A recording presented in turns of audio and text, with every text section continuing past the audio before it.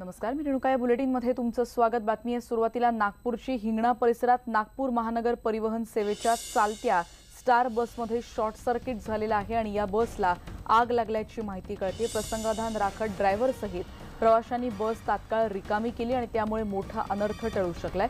अग्निशमन दलानं वेळेवर पोहोचत ही आग विझवण्याचा प्रयत्न केलाय, पण आगीची तीव्रता जास्त होती आणि त्यामुळे ही अख्खी बस जळून खाक झालेली आहे. नागपुरातली ही दृश्य सध्या आपण बघतो आहोत. नागपुरात हिंगणा परिसरात नागपूर महानगर परिवहन सेवेच्या चालत्या स्टार बसमध्ये शॉर्ट सर्किटमुळे ही भीषण आग लागलेली आहे. हर्ष महाजन आमचे प्रतिनिधी आता आपल्या सोबत आहेत. हर्ष, अधिक माहिती आत्ताची. आपण बघू शकतो चालत्या बसमध्ये एक चांगली भयानक आग लागलेली आहे. ही नागपूर हिंगणा रोडवर चालत असल्यामुळे शॉर्ट सर्किट झाला आणि त्या बसमध्ये आग लागली. ती बस जागीच खाक झाली आणि त्यामध्ये एक चांगली गोष्ट अशी झाली की सर्व बस आणि बसमध्ये प्रवासी आणि कंडक्टर आणि ड्रायव्हर सह सगळे उतरून गेले आणि एक अनर्थ टळला.